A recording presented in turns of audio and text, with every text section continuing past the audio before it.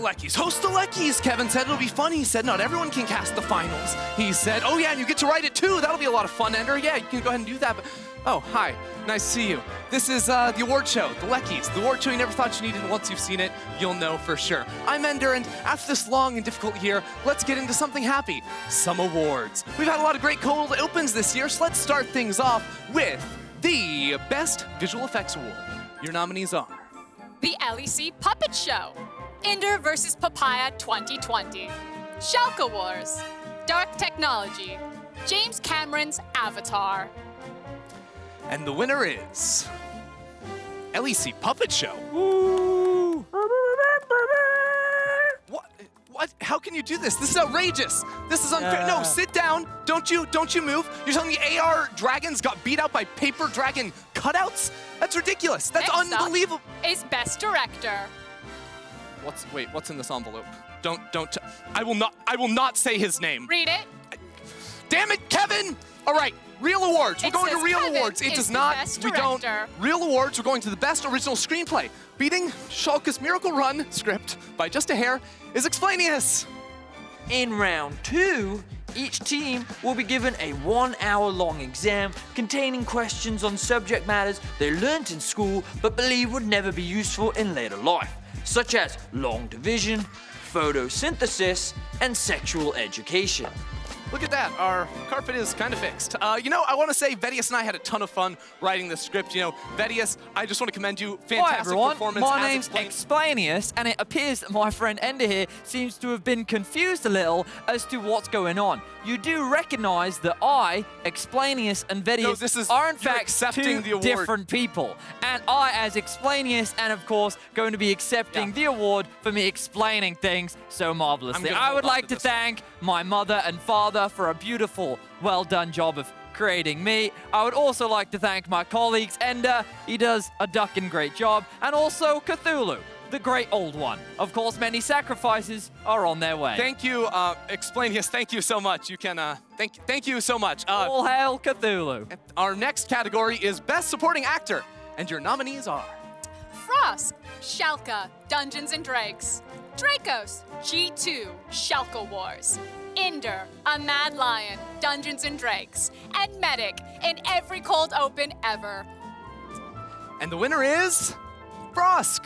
Congrats! Yes! Oh my. Jeez! I hope she brings that back. We only have one of those. No one tell her what happened to Sjokz, by the way. For Best Actor, your nominees are Ender as Gilius in Sjokz Wars, Vedius as Explainius, Medic as Aaron Attenborough, and Laura as Dancing Lady in Diplo, still the best, Sjokz as Boris, Dark Technology, and Leonardo DiCaprio in Titanic. Would you like to do the honors? I got a good feeling about this one.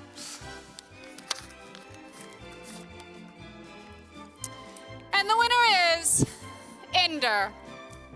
I don't like mad. They're coarse and rough and irritating. And they get everywhere. Not like here. Here everything is soft and smooth. Don't f***ing touch me.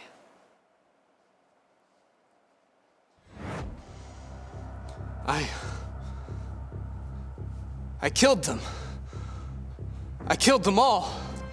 I'm becoming more powerful than any caster has ever dreamed of, and I'm doing it for them, to entertain them. Ender, I don't... Come away with me. Help me cast finals. Leave everything else Leave everything else behind while we still can. Don't you see? We don't have to run away anymore. I have brought memes to the LEC. I am more powerful than Kevin. I can overthrow him, and together, you and I can rule the LEC. Make things the way we want them to be. I don't believe what I'm hearing. Sjokz was right. You've changed.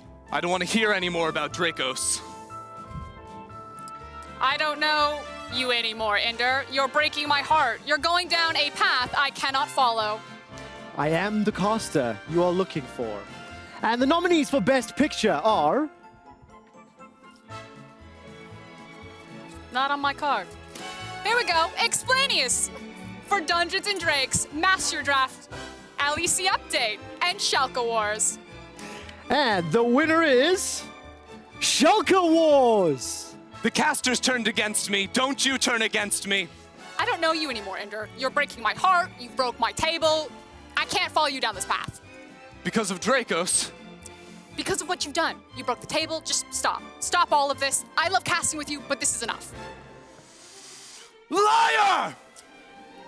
No. You're with him! You brought him here to cast finals without me! No. God. What are you doing? I'm being forced. Let her go, Ender. Let her go. Oh, God. Help.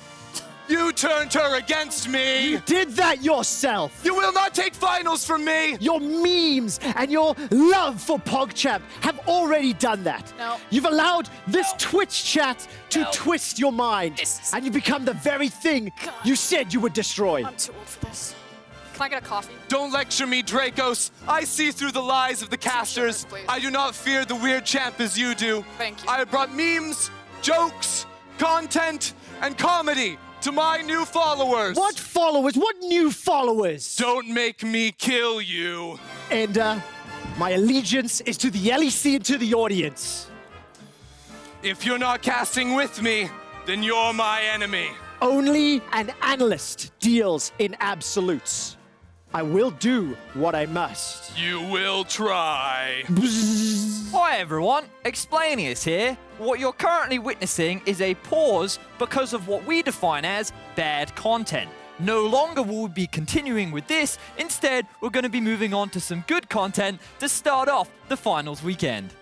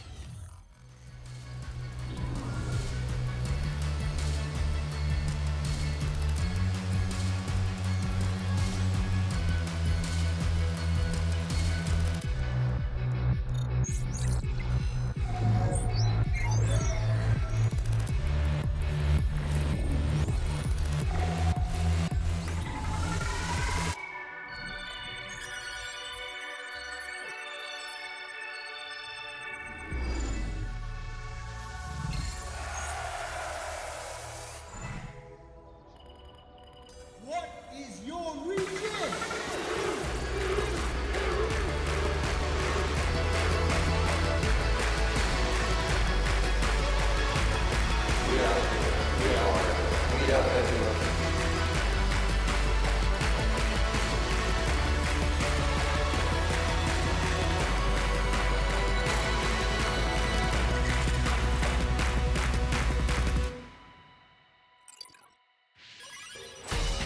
Welcome to Berlin, Germany, and the LEC Finals. This weekend, we could be witnessing a great underdog story as Rogue look to go from last place in 2019 to first place in 2020. And tonight, they face the reigning champions, a team they have never beaten before. I would also like to welcome my analysts for today, Froskurinn and Yamatocannon, back from Korea. We missed you, man. I've missed all of this. It's very good to be back. It feels good to be home. And, what do you think of the landscape here in EU? Is everything as expected? The landscape, the trees, or you mean More like the competition, but yeah, that too. Trees too. The trees are lovely, and the competition has been very good. It was exciting to see G2 lose. They've beaten me many times, so it feels good to see them lose a little bit. As it always is. Well, we are closing out the LEC 2020 season this weekend. There is a lot going on. This Ready Check will be an hour. We'll have 2 packed series, 2 best of 5s. And then tomorrow, before the games start, you can join us for the warm-up pre-show.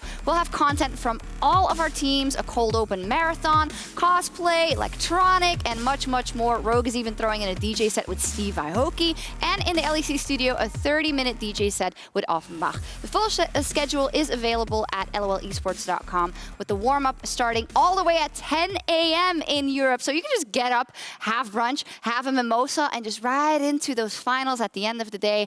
A lot going on. A lot of fun, but also very serious business for our team. So let's talk about the bracket and where we ended up so far in the summer season. Frosk, Rogue shocking the Mad Lions last week, and G2 falling down to the lower bracket. And the thing is it's only a shock simply because of the form that Rogue took against Fnatic in their first best-of-5. I think if this was their opening best-of-5 against the Mad Lions, it would have been a completely different story. But, you know, put up or shut up, and Rogue did just that when they just dismantled the Mad Lions. They were the first place team for a reason, and they reminded everyone of that by making it to the semifinals today. I think the key thing was just the adaptation. We've seen the meta take shape over here in Europe, and they managed to pick up all these key champions that fit into that Rogue mold as you spoke about. And Mad Lions didn't manage to do that, and it cost them dearly. That it did, and for Rogue, the Rogue players, very happy with that, and they have been wanting to prove that they are worthy, right? Especially when voices were rising, well, are they going the Worlds? Well, they showed, yes, we are worthy of going the Worlds, and we might even do more. They shocked the Mad Lions, but now they find G2 in the lower bracket. That's always tricky if you think you're going to get another team, but G2 drops down once again, similar to Spring, Yamato. Yeah, it's deja vu. It's the exact same story. If I would like to remind everyone, when they faced Mad Lions, they had the Zig Satchel dilemma where they almost won the game, and the series against Fnatic could have also gone either way. Fnatic took the opportunity and seized the day, and G2 once again in the lower bracket. It's kind of one of these interesting things where G2 made it fairly clear that after such a packed 2019 that they came into 2020 and they didn't want to burn out the players, and so they lifted their foot off a gas a little bit. And you didn't see quite the same dominance that we saw from G2 last year. And that's fine, as long as you still win. Yeah. So I'll give them a freebie here. And a lot of fans are like, no, stop giving them freebies. And I see it, fans. I'm with you. They're not performing to the same level. But until they lose the championship, I don't know what to do. They keep winning when it counts. Yeah, you can't bet against them. That's the whole thing. I mean, you both have coaching experience, and Yamato, you know, if you're at the helm of such a dominating team now for the last 2 years, how do you bring that into account, that it's twice that they kind of give it away, right? And Fnatic won fair and square, but that turnaround when they were already on the Nexus, that is just so weird. It's very strange. I think it all comes down to like how big is the picture you are looking at. Some teams are just thinking we want to qualify towards. G2 are thinking we were in the finals, we want to win the whole World Championship. So the mindset you have coming into every aspect of the season is very, very different. And I understand that they don't want to burn out because, as Froskurinn aptly put, last year in the finals, they were burnt out. And I think now, though, when it comes to the beef between G2 and Fnatic is going to inspire something. So I think maybe they're going to put some energy into it. Yeah, we'll see tomorrow, of course, who will join Fnatic in those finals. Well, we'll see today who will join them, but we know who is waiting in the finals. It is Fnatic. Unexpected to many, since they hadn't been able to beat their demons in G2 since spring 2018 in a best-of-5. But tomorrow, and they've earned it, they'll be looking to reclaim the throne in the summer finals. Yeah, the story of this year for Fnatic has been absolutely crazy, because looking back at spring when they lost 3-0 against G2, it felt like they're never going to recover and that mental block is going to be in place forever. Looking at summer, they barely got to playoffs. Their play was honestly quite terrible by Fnatic standard. They ramped it up against Rogue. They beat them in a very, very good fashion, and they figured out how they want to play very, very late into the season, but just at the right time. Just in time. Yeah, finding their identity, and to Fnatic standard. The fact of the matter is like G2, they're not just looking to dominate Europe, they're looking to dominate the world, and that is also where Fnatic are. And the other word that I really like that you used there was mental block. This iteration of Fnatic, and Reckless in particular, you know, he took down RNG finally, just last Worlds, finally overcoming his demons and beating Uzi, and now he's overcome his demon and he's managed to put down G2. Is this the final hurdle that has fallen down for Fnatic now to finally rise up and the Fnatic faithful to be rewarded? I don't know, but it's good chances again, like what we saw in spring. I mean, better chances than what we've seen of them versus G2 if that is the finals matchup. But there is always that fear, you know, what information is G2 going to take from the games they will still play? But on the other hand, Fnatic has a chance to watch this best-of-5 today and hopefully get some more information on their opponents tomorrow. Yeah, for sure. I don't think Rogue is a team that you can take lightly, even though G2 have had a very lovely history of beating them. But that advantage of being in the finals right away is a big deal here. Yeah, the fact of the matter is that Rogue could do Fnatic's dirty work for them. Fnatic may True. just have to beat G2 one time and be like, see ya, we'll take Rogue in the finals. I did hear on Euphoria that both you and Dracos were like, listen, for the storylines, Rogue, if you manage to beat G2, you then have to beat Fnatic. Otherwise, this is just not a good anime. Literally, it is like the greatest anime storyline. The fact that Rogue have to go to both pillars, there's nothing anyone could say. They would take first in regular split, they would take down Fnatic and G2, and then they'd be like, come on, come at us. Final notes about kind of the bracket. How do we feel about just the fact that it is Fnatic in G2 and Rogue that are our 3 last standing teams? It's kind of the standard mold of Europe. You always have the rookie team, so to speak, that is trying to break of course, the tradition of G2 Fnatic finals. Either way, as a viewer, I'm happy because either you get the G2 Fnatic or you have the rookie team that is trying to, you know, settle that anime story at the end. True. I see that you're like, okay, don't say kings, don't say like tradition, that word, yes. Yes. Don't say any of that. All right. Well, some interesting games coming up. And it's not just Fnatic that is carrying a playoffs buff. Check out this song from from LEC's favorite band. Your song.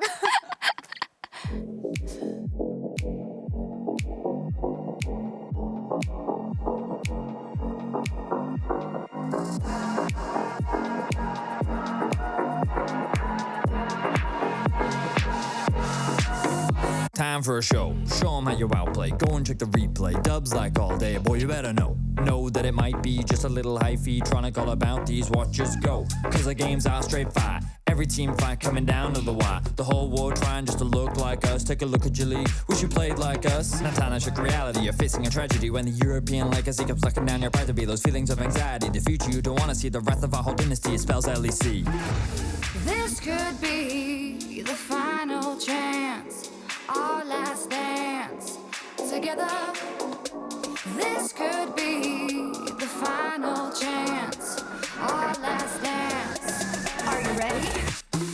Come on, dance with me. With the LEC. Come on, dance with me. Let yourself be free. Come on, dance with me. With the LEC. Come on, dance with me. Do that Pepe D. Talk that good shit. Boy, you better back it up. If you want the LPL, sorry, that's just not enough, cause we got every team fighting lame flashbox. When they clash, you would never last less than 100. Bring your A game if you want to claim fame, that'd be your main aim. Now you're in the right lane. Show up or shut up, no time for excuses. Can't take us serious, you're probably just useless. You want a shot at us, you can come get it. If you're just talking, then you can forget it. We're gonna blow up, we're on the rise.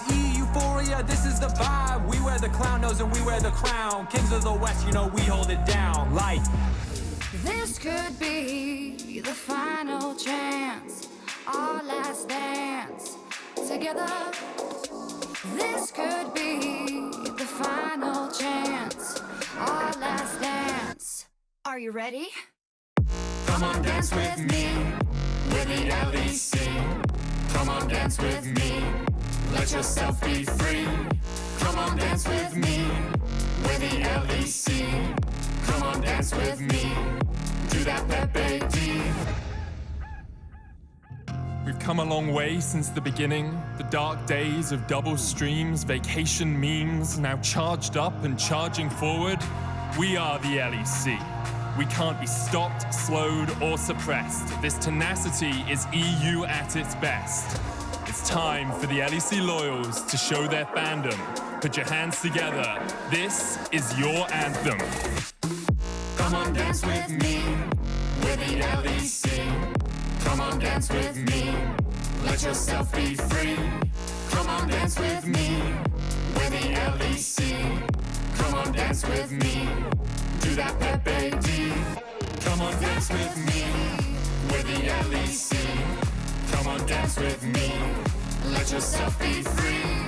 Come on, dance with me. With the LEC. Come on, dance with me. Do that Pepe D.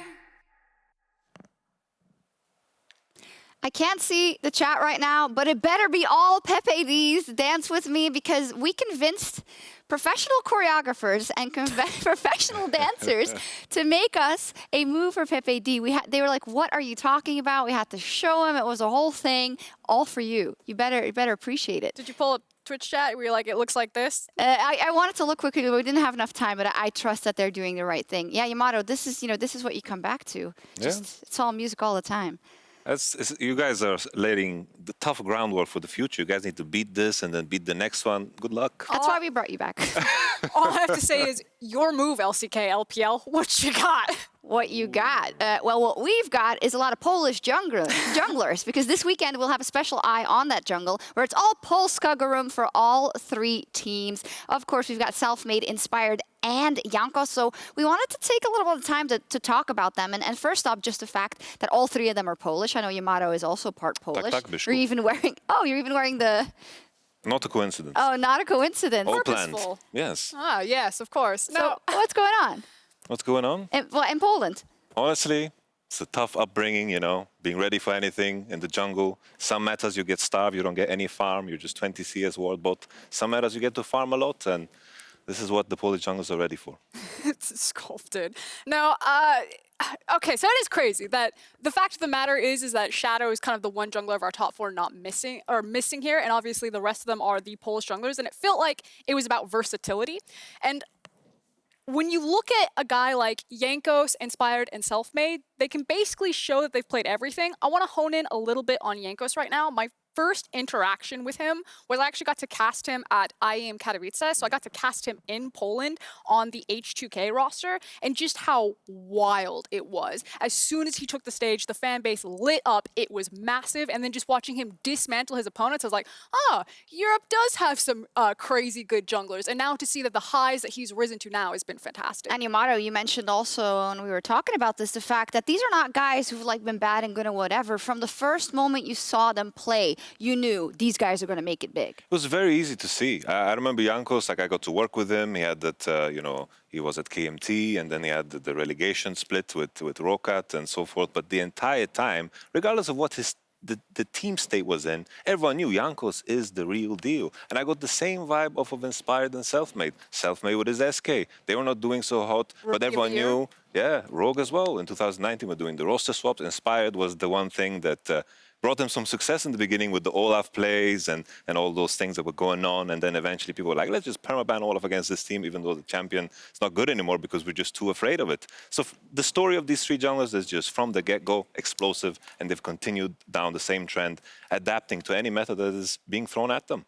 It's kind of funny, you know, in the same way that you would trust Shadow to play Lee Sin, no matter what meta it really is, I would trust Polish junglers to play Olaf, like no matter what. It doesn't matter what I think about the champion, but as soon as like Sjokz or Inspired locked it in, and I'm sure Selfmade can also probably style on it as well, I'm like, yeah, it's probably going to be a good pick for them. Probably is. So let's talk a bit about the picks and the styles that we've seen from all of these junglers, because I feel like even though we like to pin them down as this or this, I feel like we've seen a lot of versatility from each of them. Yeah, and that's like, again, the key thing. The reason why I think Mad Lion struggled is that Shadow didn't have the same versatility that these 3 do. And even though you know that they can play everything, their team requires a very different responsibility for them. Selfmade, you have that hard carry jungle style. You know, you want to see him on things like his Evelynn. Even when he plays Gragas as a carry jungler, probably the best Gragas that we have in EU, whereas Sjokz is kind of throwing his whole body at his laners, really playing that heavy gank setup style with the sets and being that primary initiator. And he gets to do that because he has someone like Caps in the lane. Sjokz doesn't have to be the carry, though. He's got the best player that Europe's ever created next to him. And on top of that as well, I can't imagine a world where G2 goes into the next best of 5 and they haven't prepared the Evelynn and the Hecarim, these champions that they had to ban.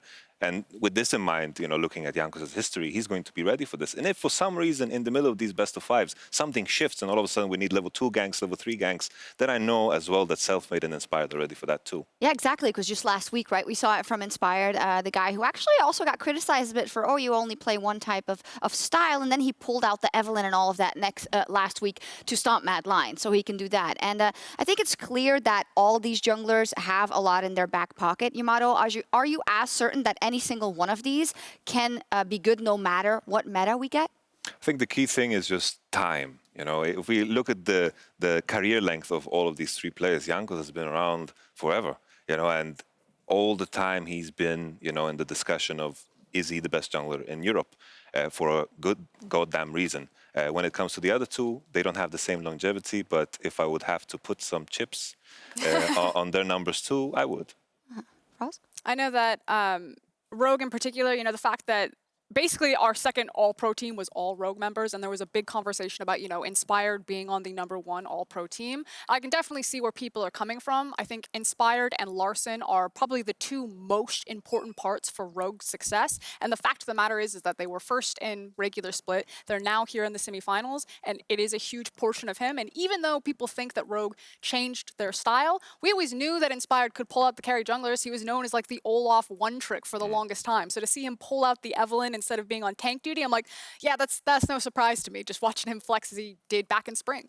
I think the key thing with what you just said is just that Rogue, I feel like when they create a situation, especially with Larson, they create a situation where the lane phase is kind of almost non-interactive. Yep. And I think Inspired and Larson really are the key portion of it, because without that, all of a sudden you see these games Rogue just kind of fall apart because of those hard lane phases against some of the stronger teams. There's kind of like two primary jungle styles that we have in a very generalized sense. I think we're talking about kind of the LCK and LPL style. Oh no, it was Cadril. Sorry. That other great analyst, now I just have you. It's playing for your lanes versus playing for your jungler. And Fnatic, they play for their jungler. And I think Rogue, to me, do kind of a mixture of the two styles, and what you're talking about is the push priority. Push priority is so important for Rogue. We talk about it a lot, but they just don't even really lane against their opponents. They constantly have you shoved underneath towers, and then Inspired is playing on wave state. He's covering weak side to threaten against dives, or he's making plays and setting up objectives by playing push priority, and it allows Rogue to snowball and run away with their early games. And it's not the same early game dominance that you expect from a Fnatic in G2, where they just absolutely smash you, either through ganks or through raw laning power. It's through map play. And Inspired is the biggest part of that, because he's the numbers advantage whenever they do make a play on the map. Sure. Final thoughts, if we'd have to make a ranking, where would we go in the current meta? What we've seen from the best of fives and playoffs so far, who has played the best? I think self-made. You stole it from me. Oh, well, it's pretty, I guess everyone's in alignment, to be honest. Second is tougher, because I'm trying to look at like the competition they had, and looking at the first series, you know, Inspired got pretty manhandled by Self-Made, and then, you know, there was Shadow, and then Self-Made against Jankos. They had such conflicting styles, and Jankos did have some success. And I feel like coming into, like, if I rank how they played, I would Self-Made, Jankos, Inspired. But if I would rank what is coming, that's a bit much harder.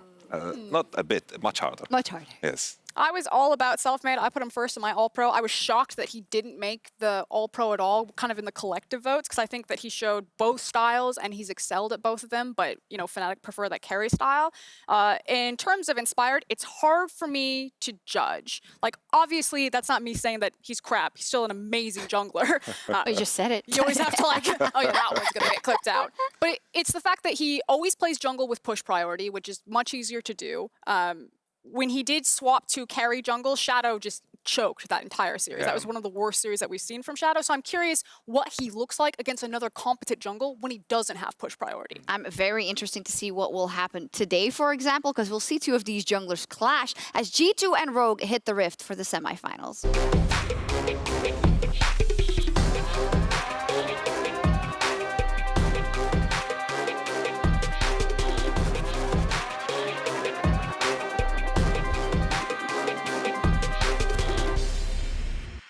Because that's the matchup we have at hand today. Only two of the junglers in action, Inspired and Jankos. And let's talk about how the teams got here. Starting with G2. As said already, same as in spring, they fall down to the lower bracket. Back then, they came back with a vengeance, but we don't know what it's going to look like today because we've had a very, I would say, anti-G2 kind of split, maybe. They weren't as dominating in the single games as they have been in the past, so it's harder to read them. Yeah, it's also, like, in comparison to last year, this year they made two role swaps. Yeah. Like, first it was Caps AD, and now in the middle of the year they switched back, and I think that's also very straining considering how dynamic the AD carry meta has been. Like, all of a sudden Caitlyn gets buffed, and all of a sudden everything shifts. There's Jhin, Ashe, and that can be very difficult for someone that has less experience. And when I think of G2 coming through the spring bracket in contrast to the current bracket, against Mad Lions, when they lost the first best of 5, they also were very unprepared. They kind of took it loosely, and they had this idea of the meta that was kind of almost outdated. And I felt like against Fnatic that the fact that they didn't prepare Evelynn, didn't prepare Hecarim, didn't have the same view of the meta as all the other teams, like high priority on Ashe is something that came later on. I think these are things that G2 can easily change between series. And I also think that there is heavier criticism against G2 this year in the context of what they've done with this roster. This is the second time that we've seen them, the second year that we've seen this roster, and the amount of innovation, leaps and bounds that their own performance went through from 2019 to 2020. Like 2019 was massive. G2 became an international household name at that part, picking up the MSI title.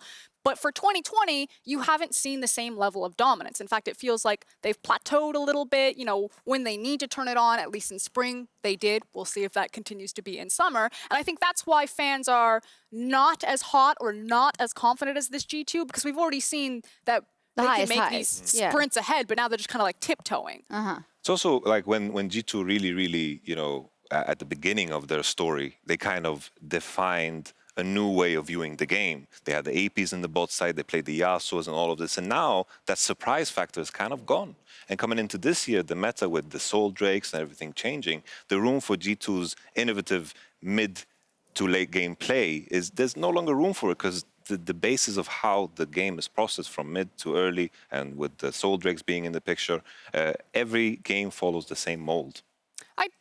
I agree with you. I guess the only caveat that I would put to that is that now that we're going to be on a patch for much longer, especially at Worlds, I think that inherently makes G2 more dangerous. Because now that the meta is being established, you know that G2 are going to try to break the meta. And I think that's what fans have to look forward to, that no matter what happens today, this won't be G2's final form, because the longer the time that you get them where nothing changes, the more creative they get. Yeah, but on the other hand, you need to show up today or you're not getting to that final, right? Earlier this week, we did get to talk to someone on G2 because Perks shared some thoughts on Euphoria. Let's listen.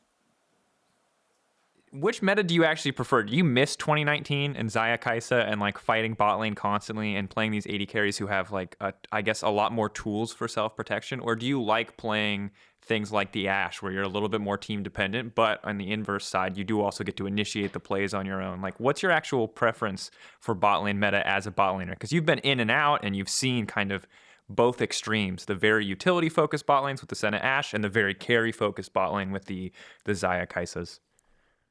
I mean, for sure, I would much rather prefer playing last year meta. Like, that's not even like a question. Or I would prefer playing the meta where there is every tank in the game and you're just playing Tristana or Jinx or Varus and you're just one-shotting everyone. Like, I would love to play that meta as well, you know, as an AD carry. But you just have to learn to love what you do. Because if I didn't learn to love this meta, I would just be a burden to my team instead of a guy who can actually carry games.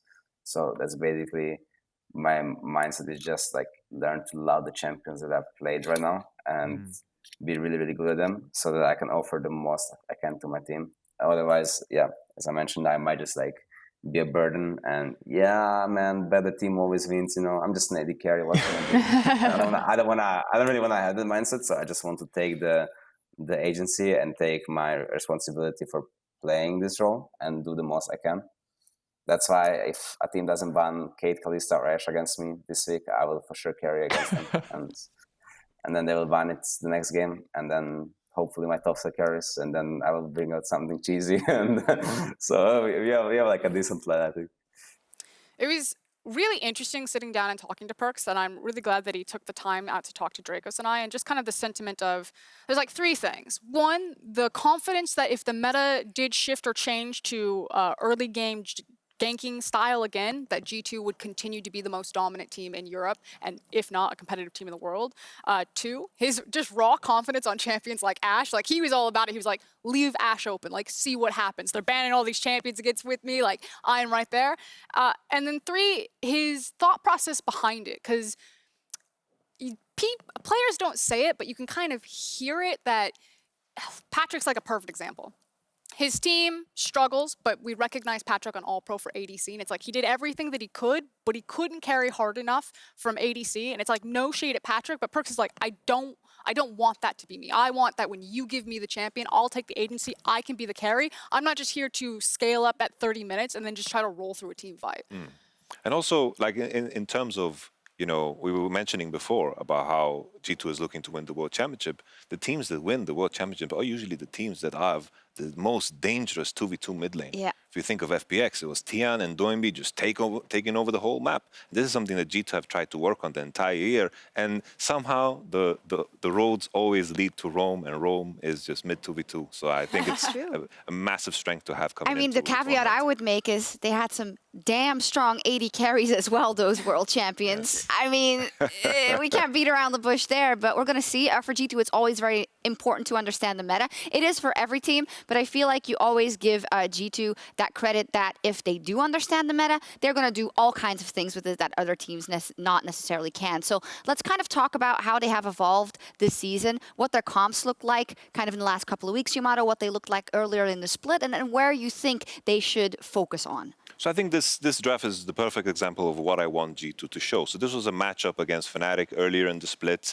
where they dominated completely because the path to victory was very obvious. They forced a 2v2 mid lane that they do so well, but the missing step that we didn't see against Fnatic was that transition into bottom side. If you play a Senna, it's not that convenient to necessarily pressure into her. You need like a Kalista, and that's why it's perma-banned. I'm curious as to what Perkz will find as the next evolution in that champion to connect that mid 2v2 into that bottom side, because now the top lane meta is Ornn, GP, Sion. You can't really snowball those. And the way that it feels like most recently that G2 have been trying to get around this is having Perkz on the Senna or the Ashe where he can be fine left alone to his own devices in the bot lane, and then allowing Mickey to still get a champion like Nautilus and finding those periods where instead of backing and resetting, he's roaming towards mid, and it's no longer just the mid 2v2, it's the mid 3v2, because now you have Mickey and Jankos then ganking into Caps, and then Caps, you know, spilling his pressure everywhere on the map. And I think that's what teams have started to figure out in these best of fives, because they're starting to pressure and pinch away Mickey's champion pool, forcing him onto things like Braum. And also that puzzle just becomes more difficult, because then if Mickey wants to roam more, then we need to have a self-sufficient lane or a situation where, you know, Perkz doesn't become completely useless because he doesn't have any help and he is able to do something. All these things are I think, things that G2 are figuring out as we go. Would we say that the bot lane is a bit of a weakness or the thing that needs the most focus, or is that unfair towards their efforts? I think it's so tricky because it's such a team-oriented thing. I think against Fnatic, what Fnatic did so well was that all of their lanes were so resilient. And that's what you need in order to buy time for an Evelynn or a Hecarim to get to that point where they get to take over the game. Nemesis was getting ganked. He fell a little bit behind, but it just didn't matter in the grand scheme of things because the snowball never occurred. The question is, can G2 figure out ways to make you know, all the pins fall in a way where they go from mid pressure into taking over bottom side and really shutting down all of these elements that are so strong for Fnatic, because Whipple was solid, the bot lane was solid, they never gave up any advantages. And that's kind of like the most important thing with that playstyle. Like, if you ask me, can Jankos and G2 play the Fnatic carry jungle style where you need to get him first, kind of the first two rotations? You say, absolutely, Jankos would probably be a phenomenal carry jungler. I'm sure we'll probably see it throughout this series. But what it requires then is that discipline of controlling the wave management, making sure that you don't get a bad freeze against you, because your jungler who needs to scale isn't going to help you reset that wave up there. It just costs them time. And G2 love to flex individually 1v1 or 2v2 on their opponent, and you just don't really have the same space, because if you make an error there, it doesn't just hurt your individual lane, it hurts your jungle, and then suddenly you find yourself in a very deep hole. I'm going to refocus us for a second, because I think a lot of us are thinking about, is this going to be that Fnatic G2 matchup again? And that's how many people have regarded Rogue. I think even when they were about to play them, is underestimating them. So let's talk about Rogue, because they are coming in as heavy underdogs today. But I would say maybe less heavy than what meets the eye. If we look at their total story, you just have to see how they have always thrived in this position exactly. As said, last place in 2019, big changes, long development with a core roster that's been playing together in the Ultra Liga for a long time, now culminating in a first place finish in the regular season. Their development has been tremendous. Very, very strong development. I completely agree. I think the key thing that they have that the other two teams don't is just that discipline throughout the game. Some of the mistakes that we saw in that best of five between Fnatic and G2 are mistakes we're never going to see from Rogue, because they always are very, very well aware of each other. They have a clear and simple plan, but sometimes that can be dangerous too. But this is something we need to appreciate too, because in the end, as you mentioned, first place regular split, doing that in best of ones can be very tricky because games can be very explosive and decided by very, very silly things sometimes.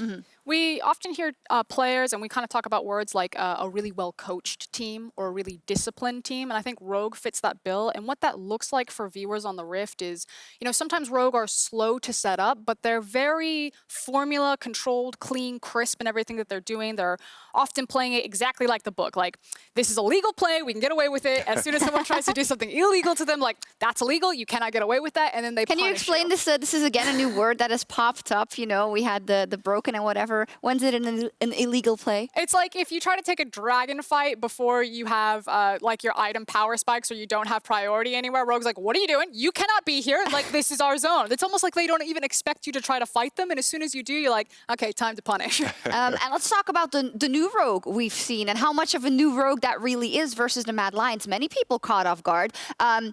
Picks that we hadn't seen from them, and many picks across many of the players that we hadn't seen yet. Was this all new, or was it a known plan with a different execution? You take it. Honestly, I just feel like, you know, that best of 5 against Fnatic was so bad that we all forgot what Rogue are capable of. Yes. And they just downloaded the Fnatic draft that Fnatic managed to figure out in a very beautiful fashion, with the Lucian coming in with the buffs, with the Evelynn as well. And I think that's the right approach. And managing, you know, a team that, of course, have a lot of rookies and, you know, have some old school players too, after losing a best of 5 like that and restructuring, realizing this was our issue and then stomping Mad Lions, that is something that you have to commend regardless of what form Mad Lions came in.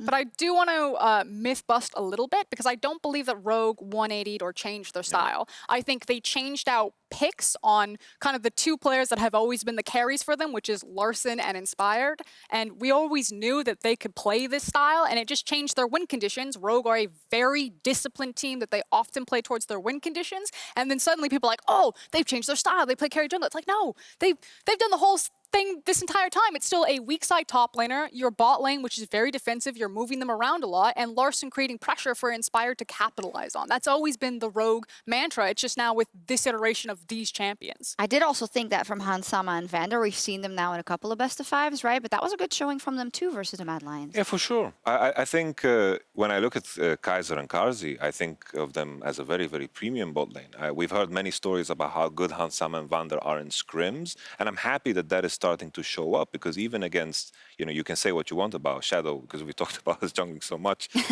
The bot lane, I think Kaiser performed super, super well, yes. And they managed to, you know, have a very, very explosive fight in the bottom side that eventually didn't matter because Evelynn was 3-0 or whatever. Like 7-0 or whatever, yeah. But they showed a lot of class in that bot lane matchup, and I think that's super, super important in the current meta as well. In talking with Perks, he specifically mentioned Hansama and Vander. Hansama, an AD carry that he has a lot of respect for. And I think Hansama actually plays a style similar to Perks, where he wants to be aggressive in lane. He wants to attack you and go all in, where it's kind of like the one odd boat out about Rogue style, because again, it's usually about controlling, bouncing waves, getting better resets, and then moving Inspired around. Whereas Hansama and Vander are kind of like the one part where they do want to try to punish you and attack you and kill you in lane. And so things could actually get very bloody down there. But that said, it's Senna Ashe, so it's probably going to be like, we tried to kill you, but it was too hard. I mean, Hansama would flash forward on Ashe like he does on Draven. I mean, I don't doubt that for a second, but it might not be the optimal plan in that second.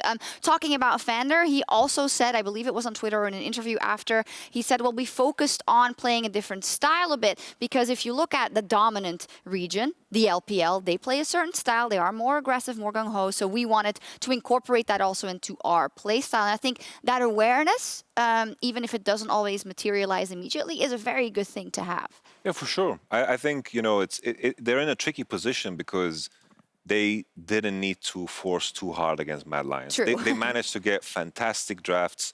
They had everything in control. Like, from a draft perspective, they had a stronger early, stronger mid, stronger late game. They could have kind of played however they wanted. So I feel like they need to show us something more before I feel like, oh, Vander, you made the statement. Time to put some, you know, act into it, because against... Put your money where your mouth is. Exactly. You know, with the LPL, you can't play scaling against them. Against Fnatic and G2, you can't either, because you give them some breathing room and they jump at your throat. But I do like the confidence, and I also have confidence in Rogue that we will see it. I know that you know, before they had such a dominant series against Mad Lions, a lot of fans were really down on Rogue being like the 4 seed. People are like, oh, you know, it should have been Schalke. But the fact of the matter is that Rogue proved that they can pivot very quickly and that they can learn quickly, not just in the change that they made between the Fnatic series to the Mad Lions series, but also from last year to this year. This is a team that has shown that they can develop and grow. And so now I'm like, yes, give them the experience of Worlds, give them those scrims, give them that chance, and I can only guess how high they'll climb. Exactly. And in the mid lane, we also have an absolute treat. Some of the 2 best mid laners, or the 2 best mid laners in the LEC facing off. So let's get some more insight from Larson. I mean, it's been a very long journey to reach the semifinals, and now we're top 3 in LEC, right? I didn't really expect to be top 3, and we're playing this good already. So it's really nice to already be a top player in the league. I think I have, for the past year, had the potential to be one of the best mid laners, but I just needed to play in the LEC for a bit and get confidence. And when I play with confidence, I think I can be the best mid laner in the league. It will be really fun to face Caps because he's a very good player and very respected. So if I can win against Caps, it will show that I'm a very, very good player. And I think that I can definitely beat Caps. So it's going to be really fun to play him. Larson, I always love listening to him. He's calm, but he knows his own worth, and I think we've all seen it. Let's talk a bit about Larson before we get into the specific matchup, because this is a guy that didn't make it on the All-Pro list, or I don't know what the result is for MVP, but you can only imagine that he falls short whenever he's up directly versus Caps, just because this player is just so damn good. It's almost unfair. Yeah, it was kind of a feels bad moment for Larson. Yeah. The fact that he loses the All-Pro spot to Caps, who's just the best player that Europe has ever created. But that said, I mean, we've done this a couple of times in rehearsals where we're like, you know, it's like it's Rookie versus Knight, it's FLICKR versus EasyHood, it's Chovy versus BDD. You know, yes. There's the fact that Larson is such a strong laner. And in EasyHood's prime, when I talk to a lot of LPL mid laners, they would just talk about how frustrating he was to play against, because he'd always make sure that his wave was perfect, that he was contesting you on CS, that he didn't give you anything, he was so defensive, you could never crack him. And that's how I think about Larson. Like, he almost is never caught out, he's always doing his job, he's giving you pressure when you want, and then he is a monster in team fights. And then you have Caps, where you give him an inch, like Rookie, and he can take over the whole game. For sure. Like we mentioned a lot of players, and for those who just play the game and know the champions, I would look at this matchup as Azir against Akali, a matchup that some mid laners see as a counter to the other, or some others see the other way. I would say Caps is the Akali, because Akali in this matchup needs to always find opportunities to all in, and if she gets a slight advantage, as you mentioned, she takes over the game. Azir needs to control the lane phase, control all the minions, make sure that Akali never gets an opportunity to all in, needs to play well with the jungle, needs to be working in unison with what's going on in the game in general, and that's how I would define it. And while we've kind of set up this matchup as being kind of the downside for Rogue, ultimately this could also be their greatest strength. Their best player is looking across from Europe's best player, and if he can control Cap, because I don't think you can stop him, you can try to slow him down, then that just bodes very well for the rest of Rogue to try to take over and beat G2 on the map. Like, I think Larson's responsibility here is control Caps and show up in team fights, and hopefully Rogue get out of the lane phase where they're on even footing and able to take it to G2. I think the key thing always when we compare, like, it starts with comparing the mid laners, and then all of the other pieces kind of, join the picture as well. And the question is always, can Rogue be as resilient as Fnatic in the bottom side in terms of wave management?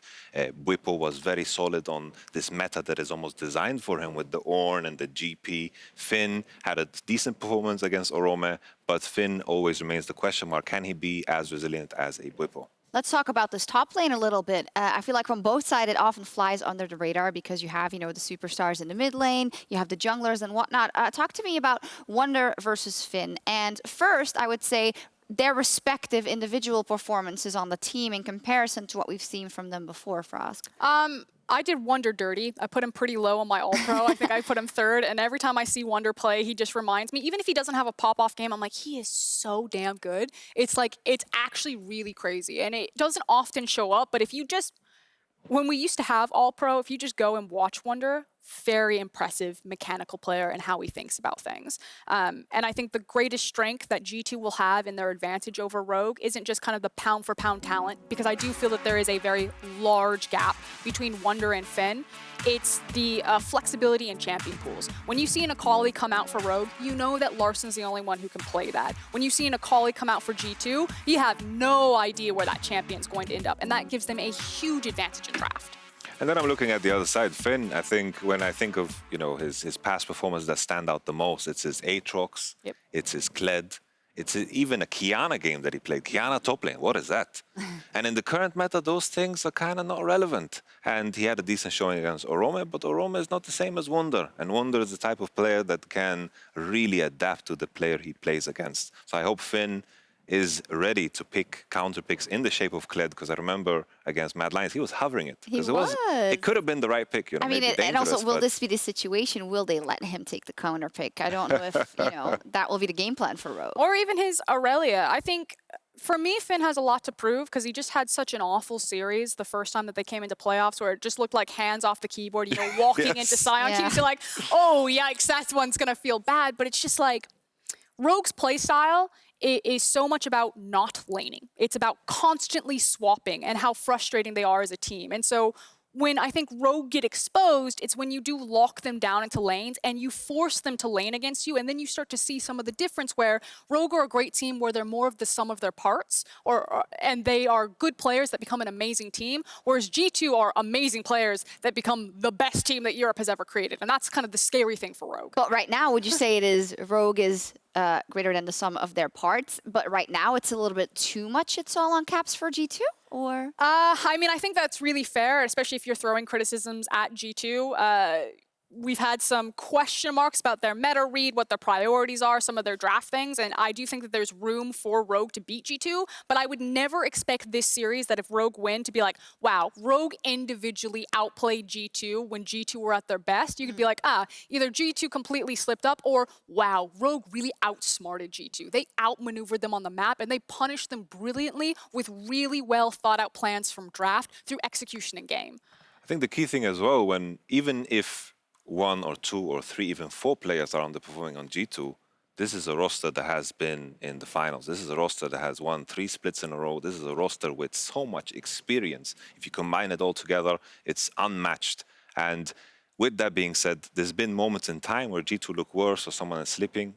They are the type of team that can fix this within a week. They can. A lot of woulda, coulda, shoulda, as always, because we don't really know. It's going to be a super interesting best of 5. We also want to hear from you at home, the LEC fans, who will make it to the finals. Spam now in chat, RGE for Rogue and G2 for G2 Esports. So we have some time for predictions. I mean, I think I know where this is going. So don't just tell me your predictions, but pad it a little. Let me know why. I think, you know, the key thing for me is just Rogue has never managed to beat G2, and I think it's for one key reason. They play in a way that is slow and structured.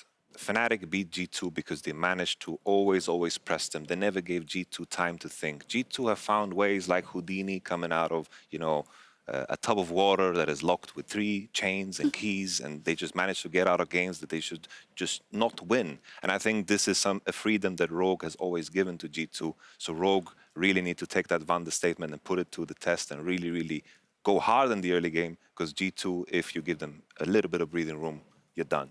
And in terms of like what the audience then, what Yamato's saying, what that looks like, it's, you know, when Rogue are setting up a dive on top lane, let's say, and you have that split-second moment where the teleports are coming in and G2 are trying to match it and deny the dive or execute on it, and if G2 or if Rogue can outmaneuver G2 in those moments, then you're like, okay, Rogue got over the hurdle. They were quick to execute. They got it done. They were able to outmaneuver them. But usually Rogue are quite slow. They're very predictable. You know exactly what they're going to do. And then that's when G2 gets you. When you're setting up for an objective and they snap grab you because someone went to a lane that you didn't expect, or someone bought a stopwatch that you didn't account for, and then they try to make a crazy outplay, and then suddenly where you thought you had an item and a numbers advantage, you don't. That's what it looks like, which is why I think any smart money is going to be on G2.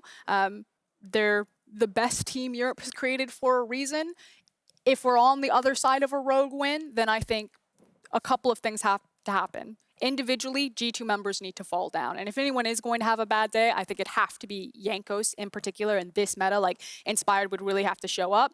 And then Rogue have to play probably the smartest drafts that we've ever seen from them. And you do expect that. I think Rogue's adjustments have been really nice, but I'm really concerned about the top lane matchup, and I'm really concerned about Wonderboy Larson making a bigger impact than Caps or trying to control him. And you can look at that two ways. You can either be like, yes, I'm a Rogue fan. Exactly where I want to face G2 is where I'm strongest in the mid lane versus their strongest. Or you can say, sucks to suck, Larson. Like, it's unfortunate, but you're against Caps, and he's the best player that we've ever made, so good luck. We all know you're great, but that's just unfortunate, buddy. Oh, yeah. I mean, 74% of the people at home think that G2 is going to make it. That's that pedigree speaking for them. But again, Rogue have been in this situation before, so I hope they show up as they have in the last couple of weeks. This is a direct elimination match. G2 and Rogue battle it out for a spot in the final. Let's see what happens.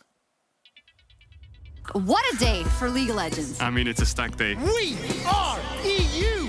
Hey, look, to Vander. Minions are pushing the Nexus. Larson!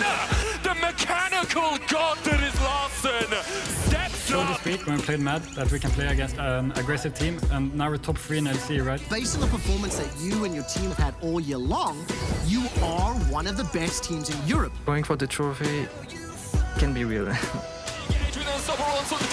Doubting Rogue after just losing one best of 5 was crazy. Quite enough, but he takes booms as Larson takes the kill. My goal is to become the best mid laner, and to become that, I need to beat Caps, right? So I'm looking forward to beating Caps on Saturday. Larson has been exceptional. What a dominant performance, smashing Mad Lions. Here comes the charge. Rogue sense it. They smell blood in the water. They take 2. If Rogue can show this form that they did today, I think they have a pretty good chance, honestly. Rogue are going to the finals weekend. They are top 3 in Europe. So we just need to play aggressive as well, and then I think we can beat them. Rogue versus G2. I think G2 is just such a good team. In my opinion, I do play with like the best players I could play with, like the best players in the world. TP from G2. Oh, Caps! Was defined over the wall. Caps the best mid laner in EU. I mean, he's just the best player in Europe. Rogue is a predictable team, and I don't think they can change their playstyle much. But jump around, surround him. No team in playoffs is bad. And I think that will make us better as a team. Playing Rogue would be a free ticket final. I still think we have what it takes to be the champion, and we'll show it next week. Wonder, maybe able to just take him out. Caps! So much damage to you. You never know, Rogue might take over. If we can get 2 5-game Fnatic vs G2 series, oh, that is a European dream. Are you ready for the LEC Summer